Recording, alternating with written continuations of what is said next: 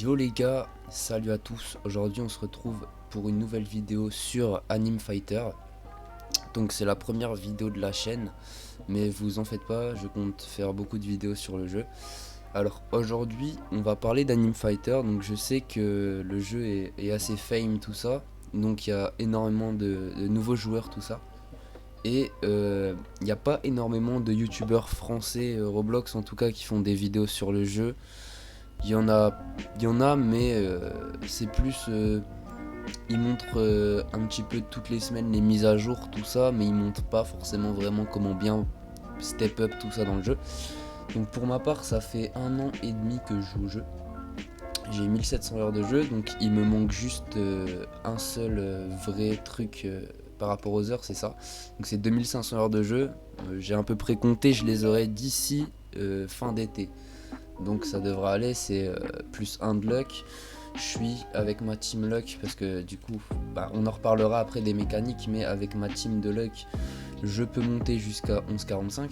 Donc vous allez voir que j'ai que des luck 1 et quelques luck 2, mais c'est parce qu'on va dire que c'est les luck, c'est pas le truc sur lequel je me concentre le plus de mon côté. Du coup, par rapport à ça, j'ai quand même pas mal d'heures de jeu, on va dire. Mais là n'est pas le sujet, donc la vidéo va être en plusieurs parties. Donc on va d'abord voir c'est quoi comme type de jeu Anime Fighter dans un premier temps. Ensuite on va voir le gameplay, les mécaniques de jeu. Et ensuite là je vais vous faire un petit guide pour optimiser au maximum vos mécaniques de jeu et power up le plus vite possible. Alors dans un premier temps, qu'est-ce que c'est Anime Fighter? Alors Anime Fighter c'est un jeu où vous allez dans un premier temps avoir votre personnage. Donc vous aurez aucune troupe au début, vous aurez juste un premier personnage qu'ils vont vous donner. Donc si je me trompe pas, vous pouvez choisir entre Goku ou Krillin, ou peut-être que maintenant c'est que Goku, je sais plus, mais à l'époque où le jeu venait de sortir c'était soit Goku ou Krillin. Donc vous allez commencer avec votre personnage, tout ça. Donc vous allez avoir 0 sous au début, ça c'est très important de le dire parce que là j'ai 21Z, mais vous aurez 0 au début, ce qui est logique. Donc dans un premier temps, ce que vous allez faire, c'est vous allez tuer des mobs. Là je vais essayer de me mettre au maximum dans votre peau, on va dire, pour que vous puissiez bien suivre. Donc là genre vous avez votre perso, vous farmez, tac, tac, tac, tac, vous récupérez des sous. Et ensuite avec ces sous là, vous allez pouvoir invoquer donc des persos là. Donc je pense que vous avez à peu près compris. C'est un jeu un petit peu gacha où vous allez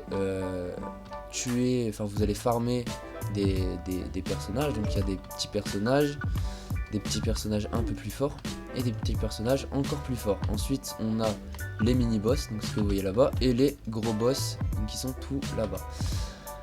Donc avec ces sous vous allez pouvoir acheter des fighters, donc qui sont là. Donc il y a commun, donc 2 communs, rare, épique, légendaire, mythique. Ensuite il y a une autre rareté qui est secrète, donc qui n'est pas affichée dans les fighters, car comme son nom l'indique, secret, donc c'est assez dur à drop pour des free players.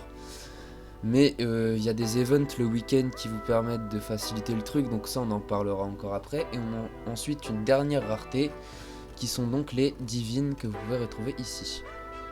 Alors les divines, ce qui est bien c'est que vous pouvez directement en choper un dès le monde de Dragon Ball en fait. Et le divine que vous pourrez choper, je pense que vous l'avez deviné, c'est Végétaux.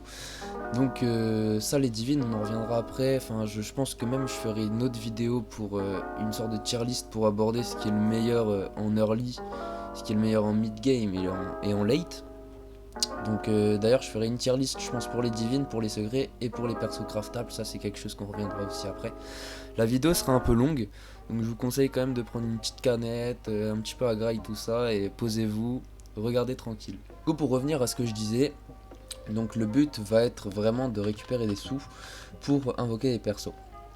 Ensuite les persos, ce qui est bien c'est que vous allez pouvoir les fusionner avec d'autres persos pour les faire gagner en niveau. Et au plus ils gagnent des niveaux, au plus les dégâts vont être élevés. Donc si on regarde par exemple Yamcha, le niveau max actuellement c'est 305. Ne vous affolez pas, vous vous dites sûrement comme ça, ouais, 305 c'est énorme, comment je vais faire pour y arriver? Il y a des techniques les gars, ne vous inquiétez pas, je vais tout vous expliquer. Petit point aussi au niveau des persos les gars, c'est que vous avez une chance. Donc imaginons vous invoquez, donc peut-être que j'en drop un, on va voir. Non. Ok, du coup imaginons vous invoquez, vous aurez une petite chance d'avoir le personnage dans une autre version. Donc comme vous pouvez le voir, Vegeta de base il est comme ça. Et là je l'avais chopé dans une autre version, donc ce qui est la version Shiny. Donc la Shiny, je connais pas les stats exactes, mais je pense que ça double vos dégâts. Donc je pense que c'est ça, hein, c'est quand vous passez le perso en Shiny, ça double vos dégâts. Ou alors ça doit vous doubler à 1,80, un truc comme ça. Mais en tout cas c'est toujours plus worth d'avoir votre personnage en Shiny que en normal. Donc après il y a une technique aussi pour mettre les personnages Shiny manuellement, que je vous montrerai après. Mais n'hésitez pas, surtout par exemple si au début vous chopez Dragon Ball et que vous voyez que vous chopez un Shiny, vous pouvez voir que le Vegeta il tape à 19 de base et le Shiny il tape à 40. Donc utilisez toujours les Shiny, c'est très important.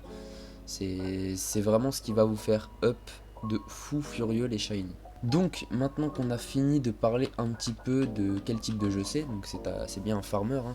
C'est pas un jeu, parce qu'à premier abord on pourrait se dire que c'est un jeu Roblox, donc qui est destiné à un public assez jeune, même s'il y a beaucoup de gens jeunes, hein, sur le jeu, je dis pas le contraire, mais c'est un jeu où il va falloir laisser tourner son PC longtemps si vous voulez progresser vite. C'est un jeu où il va falloir investir énormément d'heures.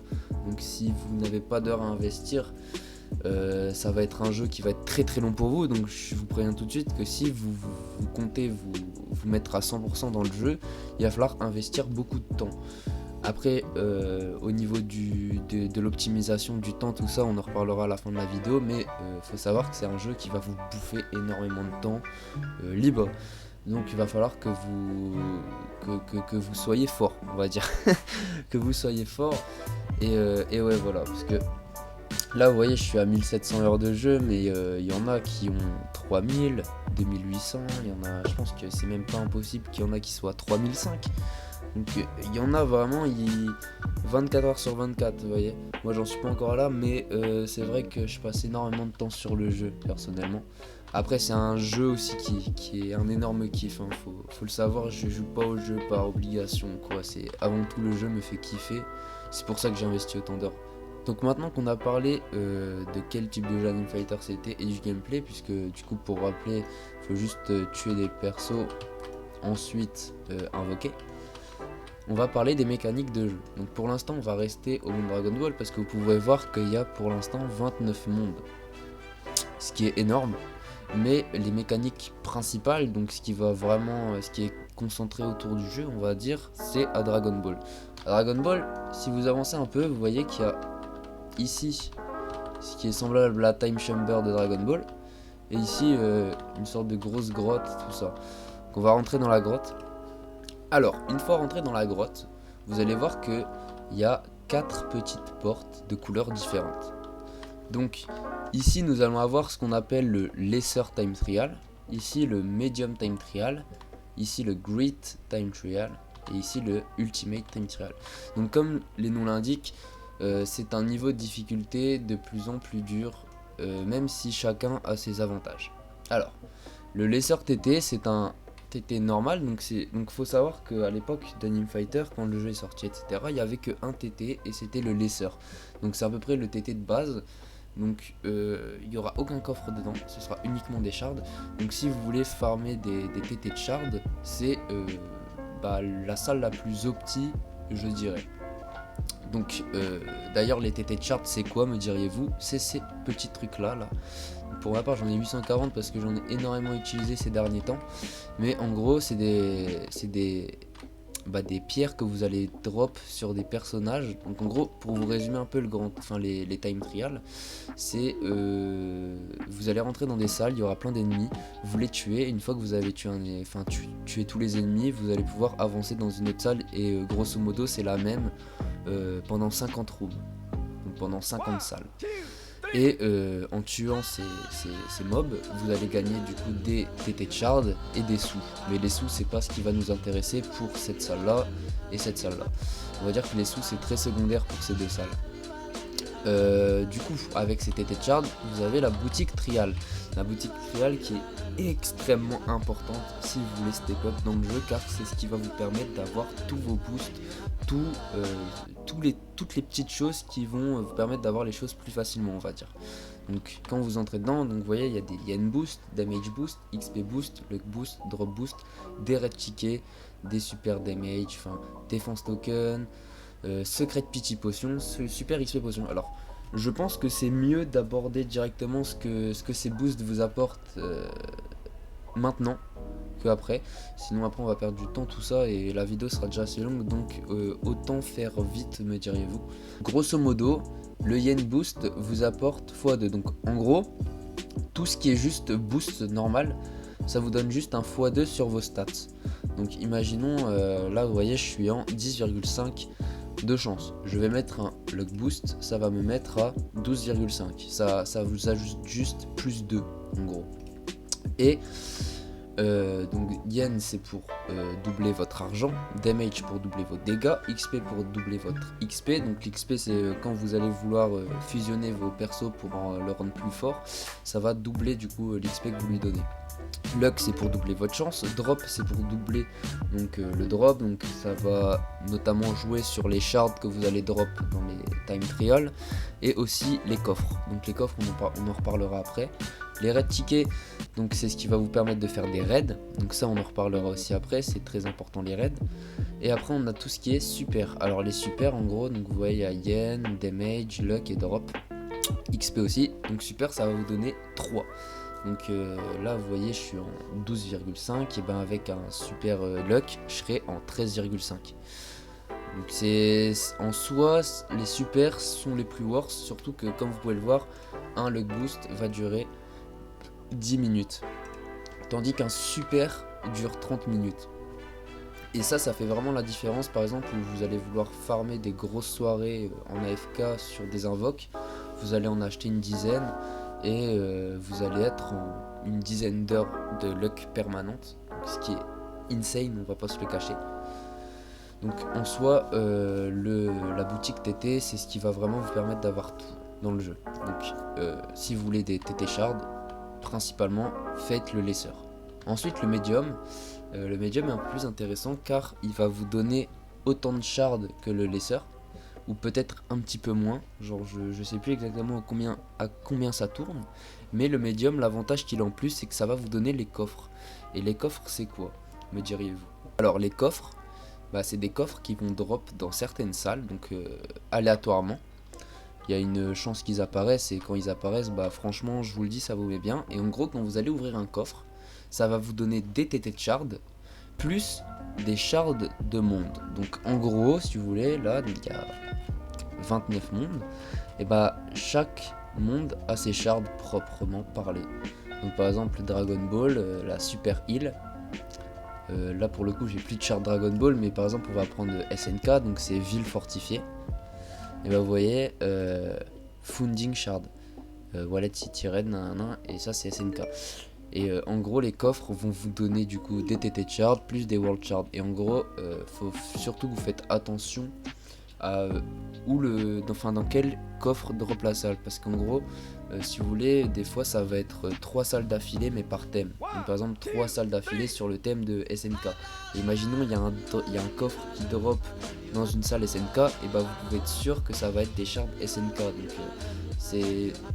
ça apporte pas non plus un gros plus de le savoir, mais c'est bien que vous le sachiez, comme ça vous pouvez facilement savoir ce que vous droppez. Donc le médium TT c'est shard plus coffre. Ensuite on passe au grand TT. Alors le grand TT, ce qui est bien c'est que ça va vous permettre de farm énormément de yen, parce que c'est là où les boss vont surtout être beaucoup plus haut PV par rapport au médium. Donc ça va vous donner beaucoup de sous si vous faites les 50. Mais malgré ça il y a quand même énormément de coffres dans le TT, beaucoup plus que dans le médium, parce que le médium les coffres apparaissent souvent entre la room 30 et 35. Après ça va drop sur le long.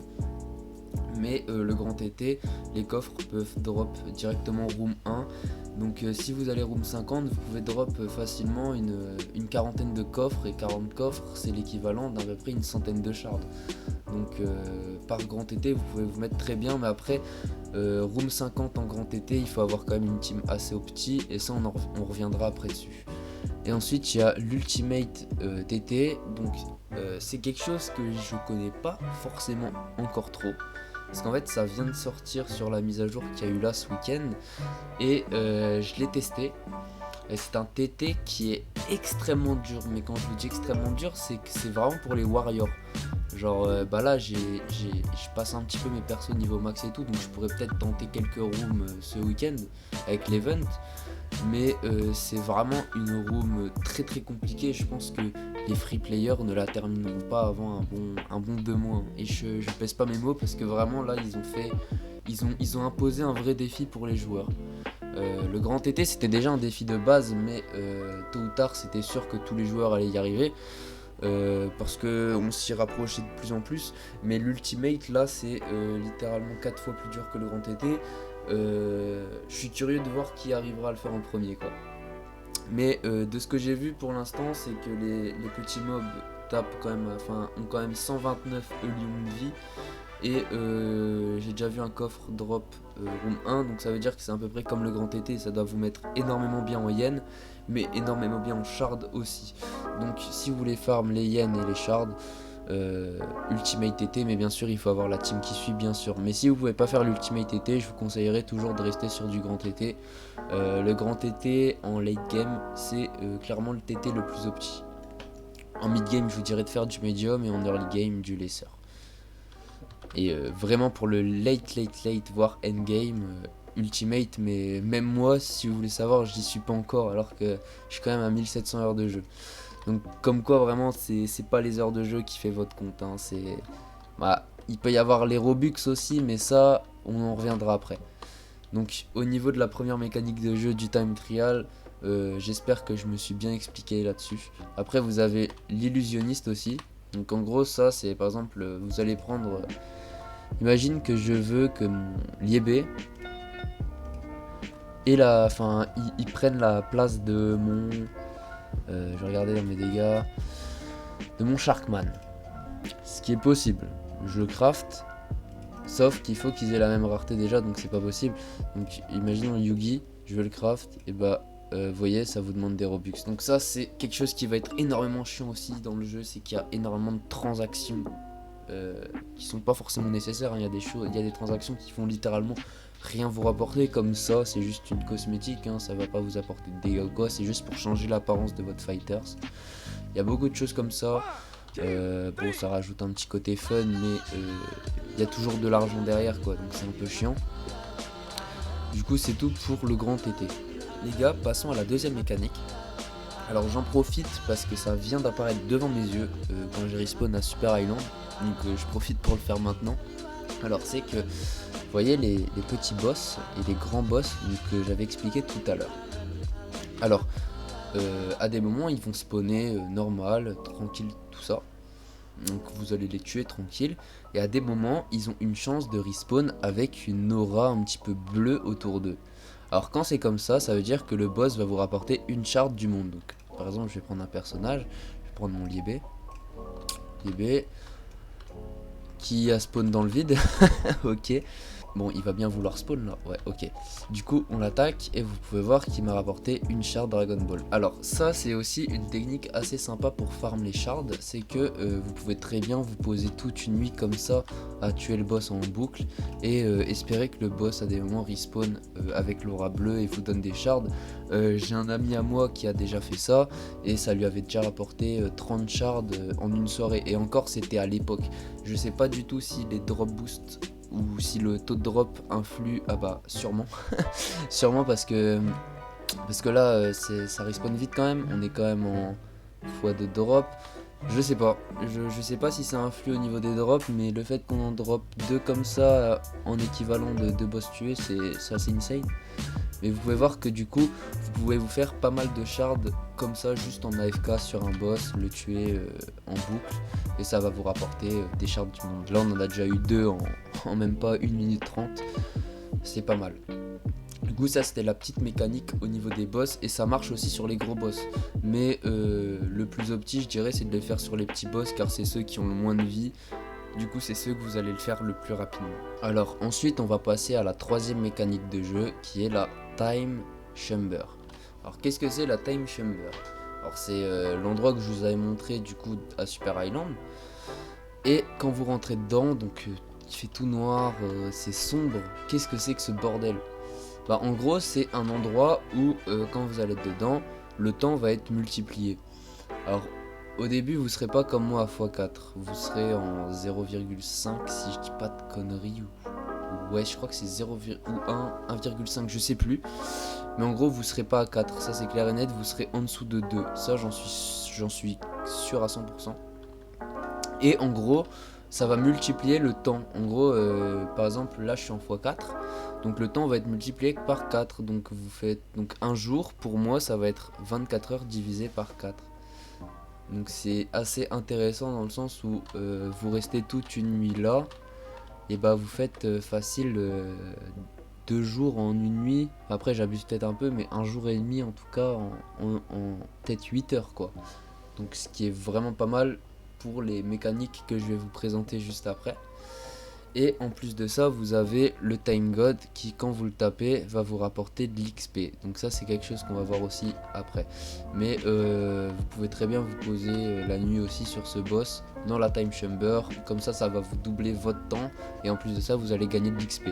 Ça peut être très intéressant. Et en plus de ça, dans la Time Chamber, il y a des petits fruits qui drop sur la map.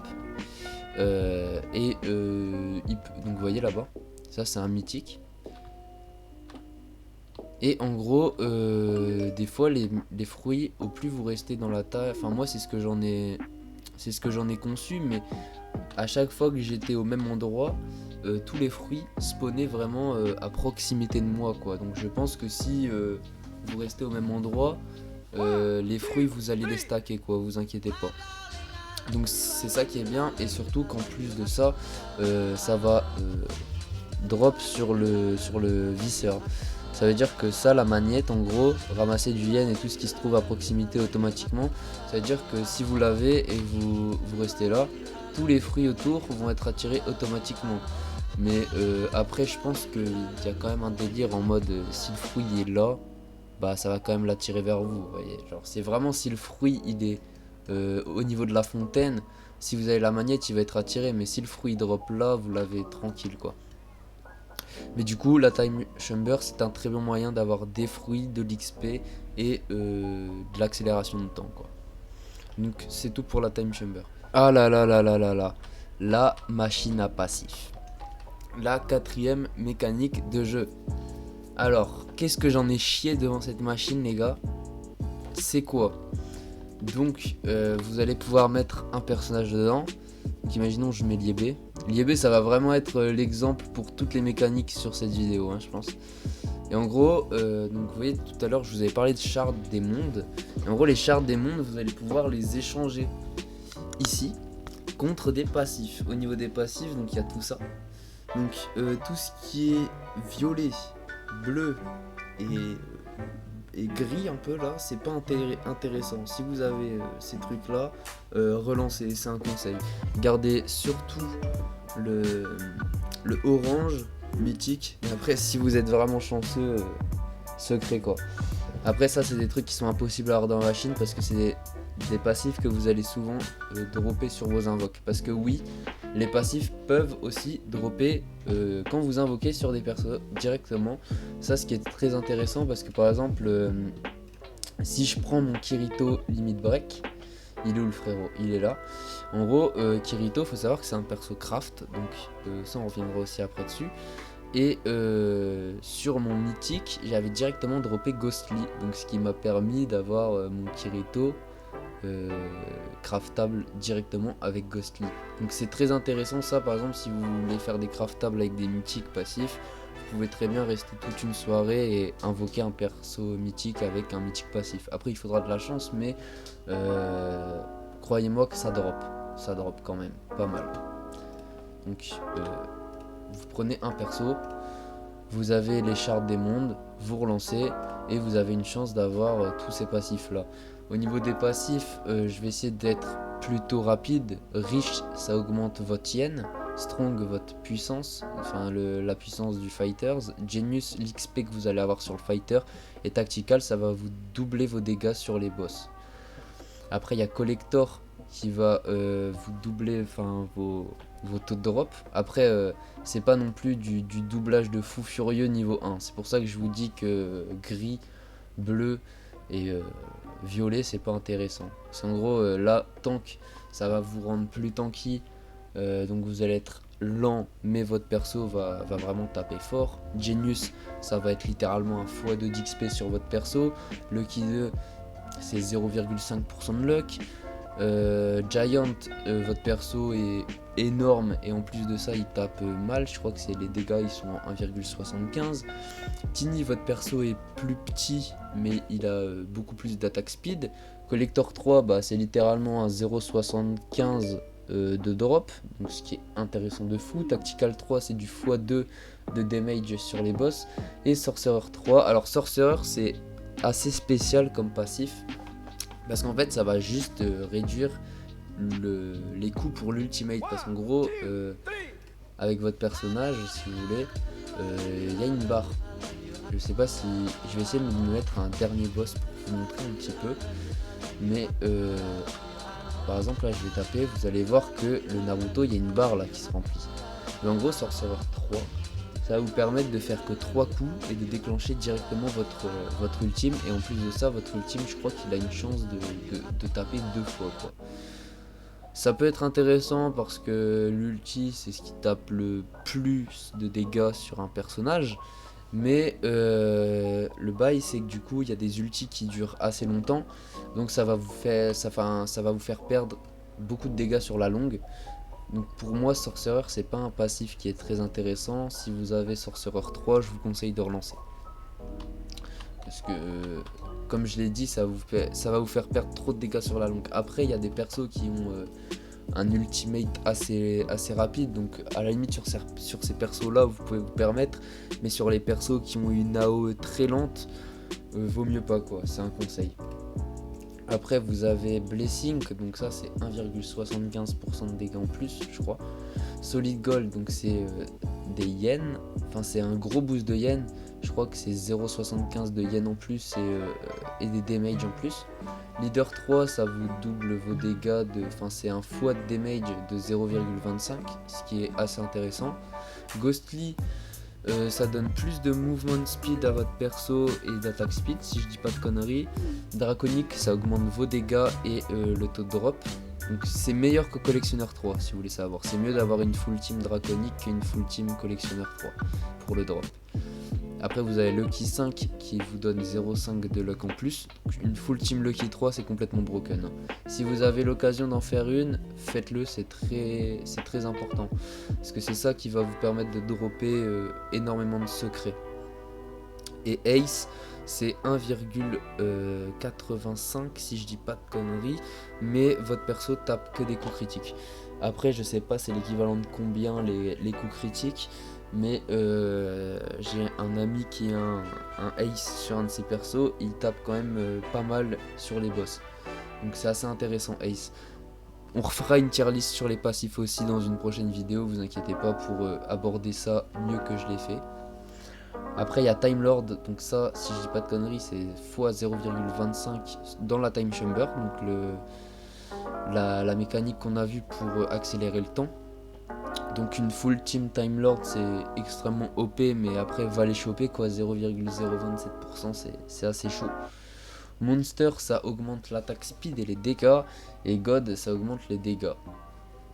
Donc ça pour moi c'est les deux meilleurs passifs du jeu, Monster et God. C'est ce qu'il faut drop, enfin c'est si vous voulez vraiment rendre un perso overbroken, c'est les deux passifs qu'il faut drop. Mais vraiment les taux de drop sont très faibles, donc peu de chance de les drop. Après j'ai déjà un ami qui en a déjà drop 2 et franchement c'est vrai que ça fait gagner énormément de dégâts sur les persos. Ça y a pas photo. Mais comme je l'ai dit, il faut avoir de la chance pour les drops. Donc c'est à peu près tout au niveau de la machine à passif. Vous pouvez aussi faire des rolls avec des Robux, ce que je vous déconseille énormément. Parce que le roll est assez cher, c'est moi je peux, mais c'est 79 Robux. Et encore ça c'est pour un perso qui a pas une rareté de fou, tandis que si je prends un secret, vous voyez, c'est 149 Robux. Donc c'est un peu des chiens à ce niveau là, Mais bah faut bien faire de la thune dans tout jeu, vous me direz. Mais je vous conseille pas trop de le faire, c'est mieux de farm les shards, surtout qu'avec le système de trade qu'on verra après, vous pouvez vous faire pas mal de shards. Encore là j'en ai gaspillé beaucoup ces derniers jours, mais il y a pas longtemps j'étais quand même à mon prime au niveau des shards. Donc on va passer à l'autre mécanique les gars. Alors la prochaine mécanique, ça va être les récompenses quotidiennes. Alors c'est le petit onglet que vous avez ici, donc vous cliquez dessus et tous les jours vous allez pouvoir récupérer plein de petites choses. Et ces choses vont varier en fonction de votre rank juste ici. Donc au début vous allez avoir les petits ranks etc. Et au plus vous allez monter, au plus vous allez récupérer de récompenses quotidiennes. Bon, les derniers ranks c'est un peu dur, 33k d'XP pour un rank c'est pas donné, je vous l'avoue. Mais Anime Légende, je pense que si vous investissez un petit peu, vous pouvez tous y arriver quoi. Et surtout qu'il y a quand même un Divine Fruit en récompense à la fin quand vous êtes Anime Légende, c'est pas mal. Et la majorité du temps, la dernière récompense que vous avez là est très correcte. En plus les deux passifs tokens, ça met très bien aussi. Parce que ça ils en offrent énormément tous les jours, donc ça vous permet de roll à la machine. Parce qu'en gros aussi, c'est que imaginons vous avez un passif token, bah vous allez pouvoir directement à la place de Robux reroll, il sera marqué token reroll et vous allez pouvoir relancer des passifs avec les passifs tokens. Et ça c'est très intéressant ma foi. Je pense que c'est l'une des meilleures choses qu'ils ont rajouté dans le jeu ces derniers temps. Parce que du coup c'est parce que sur un secret shiny, c'est 15 shards le passif. Donc ce qui est pas donné en soi, surtout que si vous avez un secret du dernier monde, les shards sont extrêmement chers en trade, donc à moins que tu les farmes toi-même, il te faudra pas mal de Divine Fruit pour te faire un certain stack de shards. Donc vraiment les passifs tokens c'est l'alternative aux shards et c'est l'une des meilleures choses qu'ils ont rajouté dans le jeu pour moi. Après ils vous donnent des mythic fruits, tout ça c'est quelque chose qu'on verra aussi après. C'est assez intéressant de monter en rank pour récupérer le maximum de récompenses quotidiennes par jour. Donc c'est tout pour cette mécanique, on va passer à l'autre mécanique. Alors on va passer à quelque chose qu'on n'a pas abordé tout de suite, c'est le défense mode. Alors sur certains mondes vous allez voir qu'il y a cette icône là, et en gros cette icône là ça va se présenter sous forme d'un bâtiment comme ça, et vous allez voir qu'il va me falloir un défense token pour pouvoir faire un défense mode. Alors le défense mode grosso modo ça se présente comment? C'est un petit peu en mode tower défense. Il y a des persos qui vont avancer sur une ligne, vous allez devoir les tuer à la chaîne quoi, et ça va se dérouler sur 10 waves. Les premiers mettent vraiment 3 minutes à faire, mais par exemple le dernier là à Stone Ocean, lui il met quasiment 1 heure à se faire quoi. Donc après il faut avoir de la patience, mais ça vous rapporte quand même des choses pas mal, puisque ça vous rapporte des blue stars, donc ce qui va vous permettre un multi open, et les multi open c'est clairement le truc le plus OP du jeu. C'est quoi les multi open? Donc sur les portails ici, d'ailleurs que vous pouvez invoquer en automatique, donc en x8, après ça c'est un autre délire, je vous expliquerai après. Et là il y a max, et en gros max c'est quoi? Vous allez voir qu'il vous faut des étoiles bleues, donc là pour ma part 227, plus un certain nombre de gold. Et en fait qu'est-ce que ça va faire? C'est que par exemple vous voyez là j'ai 1975, donc là j'ai déjà 120 persos, donc ça va me faire à peu près 1600, il me reste 1600 slots. Et bah quand je vais max open, ça va invoquer 1600 personnages. Donc forcément sur 1600 personnages invoqués, les taux de drop pour avoir un secret sont un peu plus élevés. Donc en fait c'est vraiment la mécanique qui va vous permettre d'avoir le plus de secrets possible.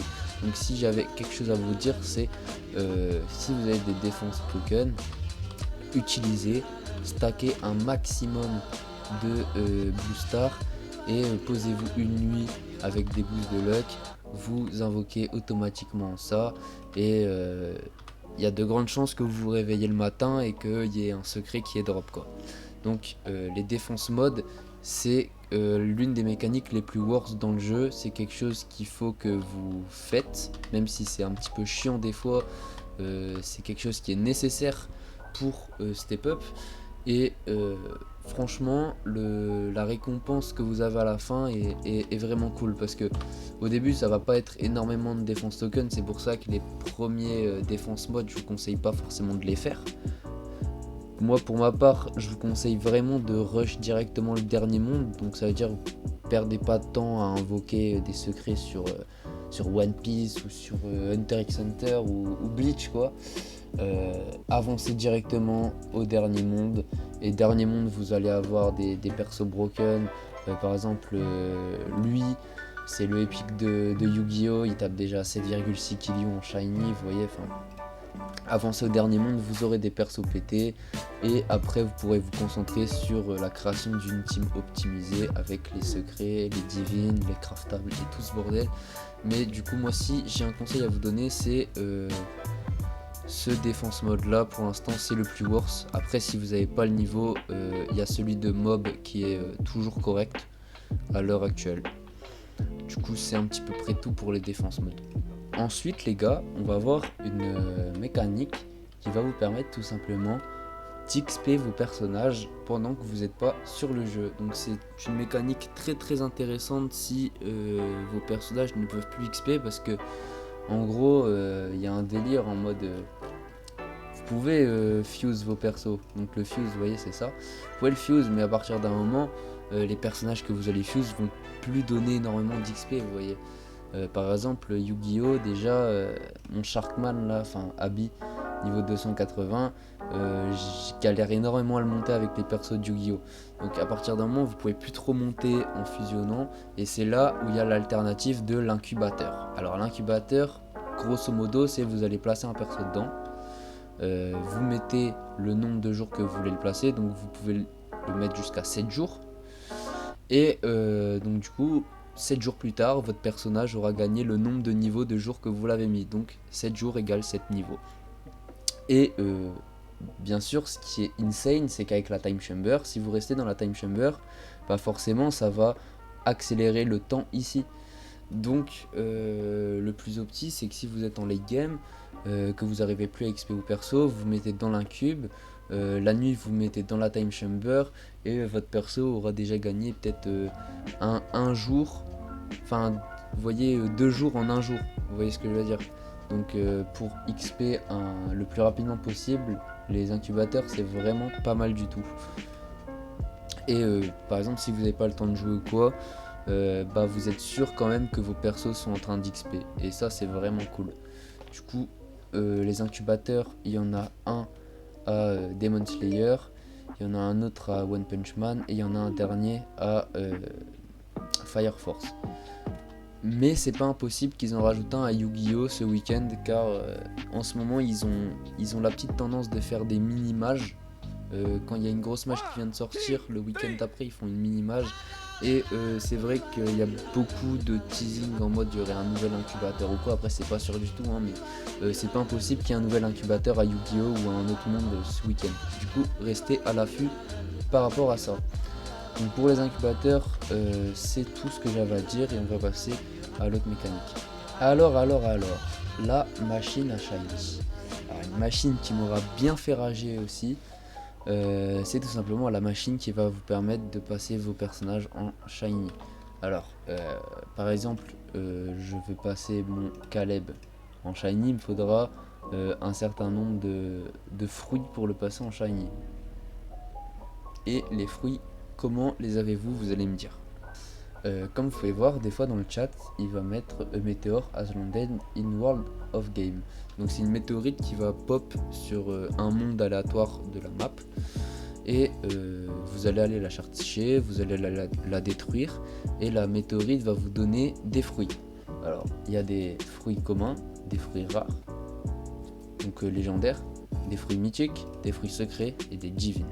Alors les divines c'est ce qui est le plus dur à drop, les secrets ça tombe quand même régulièrement dans les météorites, ça va, mais ce que vous allez drop le plus c'est surtout les mythiques, communs et légendaires. Et donc ça se stack à l'infini, comme vous pouvez voir, vous pouvez en avoir jusqu'à 4005, 1005 tout ça. Donc vous pouvez en stacker quand même pas mal sur le long terme. Et ces fruits là, ça va vous servir du coup à les passer. Donc par exemple, imaginons Caleb, si je veux mettre 34 fruits, vous allez voir c'est 82% de chance. Et au plus vous mettez de fruits, au plus les pourcents de chance augmentent. Vous voyez, 60, 85, 80, 98, vous voyez. Mais moi ce que je vous conseille, c'est de ne pas dépasser les 40. Souvent 40 c'est très bien, 87%. 12% de chance, ça fait quand même un petit pourcent de chance que ça passe pas. Et la majorité du temps ça passe tout le temps. Si vous voulez vraiment être safe, à la limite 45, vous passez les 90, vous passez à 9% de chance de vous louper, c'est franchement très peu, vous avez quasiment toutes vos chances de réussir. Donc moi pour ma part je fais tout le temps à 45, après c'est vraiment en fonction de vous, si vous vous en battez les couilles de votre fighters, bah, moi des fois ce que je fais c'est que je stack juste les Naruto, genre ceux-là, et je les relance pour un fruit, voilà, je fais tout le temps ça, et je fais ça jusqu'à en avoir 3 pour après le limit break. Après le limit break c'est une autre mécanique qu'on verra après. Vous voyez, c'est après je m'attends pas à ce que ça passe tout le temps parce que forcément c'est un fruit donc c'est 5%. La chance que ça passe est minime. Mais combien de fois ça m'est arrivé où c'est passé. Par exemple là le petit Johnny que je suis en train de faire en limit break, c'est grâce à en les mettant avec un fruit que je l'ai eu. Donc à tout moment ça peut passer, hein. À tout moment vous avez une petite surprise, ça passe, vous êtes bien content. Moi je vous conseille vraiment au niveau des shiny secrets si... Ah bah vous voyez, vous voyez ça vient de passer, qu'est-ce que je disais. Mais du coup ouais, au niveau des secrets de shiny, si vous voulez en avoir un maximum, farmez-en plein et vous les passez à 1, vous avez quand même de la chance que ça passe. Que sur 10 secrets, il y en ait au moins un qui va passer quoi. Du coup au niveau de la machine à shiny c'est à peu près tout ce que j'avais à dire. Et les fruits aussi vous pouvez les gagner dans la time chamber comme j'ai expliqué au début de la vidéo. Donc passons à l'autre mécanique. C'est une mécanique qui va toujours être concentrée au niveau des fruits, car là c'est ce qui va vous permettre d'avoir des fruits en balles on va dire. Donc en gros par exemple là vous allez pouvoir fusionner 10 communs pour un rare. Donc ça c'est très intéressant dans le sens où les premiers fruits ça va pas vous apporter grand chose en soi parce que des communs et des rares c'est pas forcément ce qu'on veut. Nous ce qu'on veut surtout c'est des mythiques, des secrets, des divines, mais comme je vous l'ai dit les mythiques ça se drop assez facilement, donc vous pouvez facilement vous faire un stack de secrets qui après pourra être transformé en divine. Ça c'est pas impossible. Et c'est vraiment le truc qui va vous... Par exemple imaginons vous voulez passer un secret en shiny, vous faites un maximum de stacks de secrets avec vos mythiques fruits et tout. Ou alors vous pouvez inverser vos fruits. Imaginons que vous n'avez pas besoin de divine, vous avez des divine fruits mais vous n'avez pas de divine, ça vous sert à rien. Vous pouvez convertir vos divines en secret. Donc dans tous les cas vous pouvez vous faire des couilles en or grâce à ces deux machines. Donc ces deux machines j'y ai passé quand même pas mal de temps parce que c'est vraiment ça qui m'a permis d'avoir tous mes fruits pour avoir ma team que je vous montrerai à la fin. Mais n'hésitez pas à en abuser de ces deux machines parce que c'est vraiment le truc qui va vous donner le plus de fruits grosso modo. Du coup on va passer à l'autre mécanique. On se retrouve sur Destiny Island pour la machine à talents. Alors il y en a une à Destiny Island qui va vous permettre de modifier les talents de vos persos. Il y en a une à One Piece qui elle va juste vous montrer le talent de votre perso. Là à Fate, pour le coup c'est juste la machine qui vous permet de changer les talents. Donc c'est quoi? Vous allez prendre par exemple je vais prendre Empereur Mage. Vous allez voir que pour l'instant c'est un B. Mais au plus vous allez augmenter ses stats, au plus il va monter en rank. Et en gros les stats ça va vraiment apporter un gros plus à votre perso parce que là vous allez voir c'est 30% de dégâts en plus sur mon Empereur Mage, 40% de dégâts bonus sur l'ulti, 40% d'attaque speed en plus, 30% de move speed en plus. Enfin en gros c'est vraiment cette machine qui va optimiser au maximum la puissance de votre fighters pour que ça devienne une machine de guerre. Après ça demande quand même pas mal de fruits, 40 secrets de fruits c'est pas donné à tout le monde, je vous l'avoue. Mais par exemple sur vos craftables, si je prends Kirito c'est déjà un S+. Je lui ai déjà... Et encore maintenant il peut passer en Z, parce qu'en gros avec les limites break vous pouvez encore plus passer, enfin c'est un pétard. Mais ouais, après 240 mythic fruits, faut pas abuser. Mais pour au moins le passer en S+, ça m'a demandé une trentaine, voire une quarantaine de mythic fruits. Ce qui est raisonnable, ça se drop assez facilement. Avec tous vos communs, vos rares, plus les météorites qui vont donner, la time chamber. Enfin, c'est quelque chose que vous pouvez avoir assez facilement. Donc c'est vraiment cette machine qui va vous permettre de power up au niveau des stats de vos persos. Et il y en a une du coup à One Piece qui va juste vous montrer les stats de votre perso. Donc si vous n'avez pas envie de l'améliorer ou quoi, vous voulez juste guetter un coup ses stats, bah vous guettez comme ça. Donc c'est à peu près tout pour la machine à talent. C'est une mécanique qui a été rajoutée il n'y a pas si longtemps que ça. Elle doit dater de il y a 2 mois à peu près. C'est les limites break. Enfin, même pas il y a 2 mois, je dis de la merde, ça date déjà même pas 1 mois. Mais en gros, c'est les limites break. Et ça sert à quoi? En gros, si vous avez 3 shiny, donc c'est à partir de mythique, imaginons vous avez 3 Caleb comme ça, mais en shiny, donc c'est-à-dire comme Yehou, je ne le vois pas.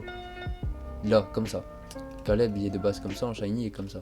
Imaginez vous avez 3 Caleb comme ça, vous allez pouvoir le mettre dans la machine et à la fin le perso va ressortir comme ça. Et en gros vous allez voir qu'au début vous allez pouvoir que équiper un passif, mais un limit break va vous donner la possibilité d'équiper 2 passifs. Et ça c'est ultra intéressant dans le sens où vous pouvez faire gagner des dégâts de fou à votre perso comme ça. Par exemple mon Sharkman qui est actuellement dans l'incubateur, il a Solid Gold, donc ce qui lui rajoute des dégâts en plus Tactical 3, ce qui lui donne x2 de damage sur les boss. Ça fait que là il est en 31 killions, sur les boss il tape à 62 killions, ce qui est assez insane. Et comme vous pouvez voir, mon Sharkman de base il est qu'à 14 killions, alors qu'ils sont au même niveau hein, les frérots. Ils sont au même niveau, mais lui est bien plus optimisé que lui. Et pourquoi? Uniquement grâce à ses passifs. Donc c'est pour ça que les limites break, si vous voulez encore dépasser la limite de l'abus sur votre perso, limite break et votre perso va dépop les boss quoi. C'est tout ce que j'ai à dire. Là d'ailleurs Johnny il est en train de se faire. Il y a pas longtemps j'ai fait mon Kirito, bon j'ai pas eu des passifs de fou sur lui, mais Kirito c'est un peu un projet dans le sens où c'est un perso qui date énormément. Mais j'aimerais bien pouvoir le rejouer en le maxant, en lui mettant des bons passifs, tout ça quoi. De toute façon une fois que ça arrivera je vous ferai une petite vidéo je pense. Mais voilà, grosso modo ça vous permet d'avoir 2 passifs sur votre perso, ce qui est très très fort. Par exemple imaginons, ce qui est bien c'est que Sharkman il me sert de ouf dans le sens où il a Solid Gold, donc c'est un truc qui va m'apporter des yens. En plus de ça il a des dégâts, ça fait que si vous voulez vous faites une full team limit break où en deuxième passif ils ont tous un truc yen, et en deuxième passif vous leur mettez un truc de dégâts quoi. Ça va leur donner des dégâts plus un boost de yen, et dégâts qui se marient très bien avec yen, vous me direz. Donc ouais, vous pouvez vous faire vraiment des teams de fou avec les limites break. Donc c'est, après forcément ça met 10 jours à faire, donc c'est assez long, mais comme je vous ai dit la time chamber ça va vous permettre de réduire un peu le truc. Après il y a un truc que j'ai pas précisé au niveau de la time chamber, c'est ça, et je préfère vous le dire maintenant parce que je me rends compte que j'ai oublié de le dire quand j'y étais tout à l'heure. Mais en gros tout à l'heure je vous avais dit que vous serez qu'à 1,5 au début. En gros ça va vous proposer d'augmenter ici, et quand vous allez cliquer ça va coûter des Robux. Pour ma part je l'ai fait parce que je peux me le permettre, et je sais que il y en a certains qui pourront pas se le permettre, et franchement c'est pas ouf d'avoir mis ça en Robux, et ça je vous l'avoue. Et c'est pour ça qu'il y a aussi les events le week-end qui viennent remédier à ça. Le week-end vous avez des events qui vont vous permettre de gagner plus de luck, de dégâts, enfin c'est en fonction de ce que les gens y votent. D'ailleurs ils ont un serveur Discord, n'hésitez pas à aller voir la page de leur jeu et de rejoindre leur Discord si vous voulez voter pour le week-end, tout ça. Mais là le dernier event qu'il y a eu c'était time x5 de time, et du coup tous ceux qui étaient en 1,5 je crois qu'ils étaient en x6 ou x5. Donc ça a aidé quand même pas mal pour les limit break, et c'est un event que les joueurs ont énormément aimé, enfin de ce que j'ai vu des retours. Donc je pense que c'est quelque chose qui va être revoté dans la semaine. Donc en soi la time chamber reste quand même plutôt correcte, mais que en event. Hors event c'est pas ouf pour les free players. Mais en tout cas la machine à limit break est ultra intéressante, mais c'est quelque chose que je vous conseillerais quand même de vous concentrer sur le late game, quoi, parce qu'en early ça va pas vous servir de fou. C'est surtout quand vous allez vous rendre compte qu'il vous manque un peu de dégâts, tout ça, bah vous allez chercher à limit break pour chercher à avoir les dégâts qui vous manquent, quoi. Donc c'est un peu tout pour la machine à limit break. Donc du coup on arrive à la dernière mécanique qui sont les raids. Alors on est bien parce qu'il y a un raid là directement à Stone Ocean. Donc, en gros les raids c'est des choses qui vont, enfin c'est des machines comme ça qui vont pop sur des maps aléatoires. Et en gros vous allez rentrer dedans, donc vous allez avoir un daily ticket tous les jours à récupérer en appuyant ici, qui va vous permettre d'en faire un tous les jours. Donc vous rentrez dedans et en gros ça va se présenter comme ça.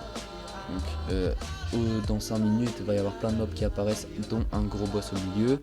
Une fois que vous avez tué le gros boss au milieu, qui va se passer en plusieurs phases, vous allez recevoir un certain nombre de shards. Donc il y a les raids normaux qui vous donnent entre 5 et 10 shards si je dis pas de conneries, et il y a les gros raids massifs qui vous donnent entre 20 et 30 shards. Alors c'est facile à voir dans le sens où là par exemple il y a marqué Something is rumbling in Orca Road Prison, et quand c'est un massif il y a marqué Something massive is rumbling. Donc vous pouvez différencier comme ça et savoir un peu si le raid est intéressant ou pas. En gros les massifs vont être ultra intéressants à faire dans le sens où ça va vous donner le double des shards que vous allez avoir sur un normal, mais forcément la vie du boss va être doublée par 2, donc il va être un peu plus dur à tuer. Mais si c'est les premiers mondes, tout ça, vous aurez pas trop de galère, quoi. C'est surtout s'il y a des massifs à Yu-Gi-Oh, à Stone Ocean, enfin Tokyo non plus maintenant, parce que maintenant c'est un peu updated, mais plus Jojo et Yu-Gi-Oh, s'il y a des massifs là ça va être un peu plus galère. Mais dans tous les mondes là avant, franchement ça va. Et dans tous les cas sur le Discord aussi il y a des channels grinding où vous pouvez demander à vous faire carry, tout ça. Enfin la communauté s'entraide énormément entre eux, et ça c'est vraiment cool, dans le sens où vous pouvez énormément step up aussi grâce aux joueurs qui sont déjà un peu plus avancés sur vous. Du coup après ça c'est à vous de gérer.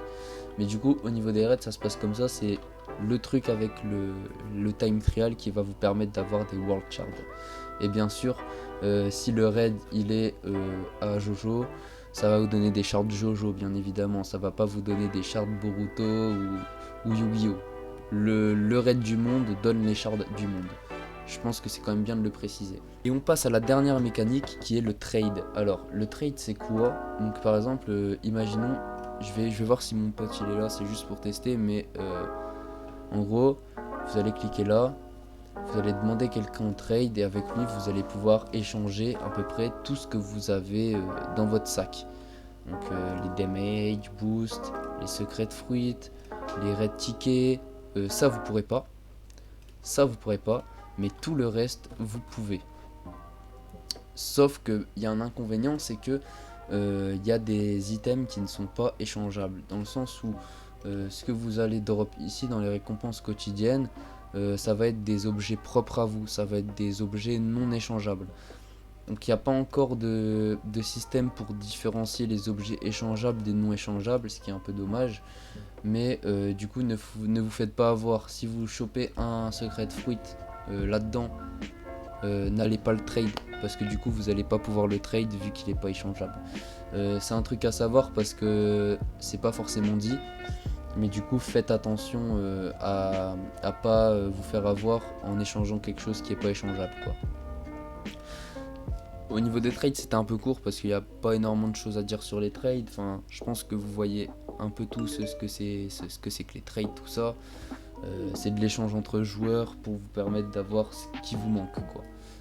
Et franchement sur le Discord, il y a un channel dédié au trade et vous pouvez vraiment tomber sur des très bonnes offres des fois, donc n'hésitez pas à checker le channel quoi.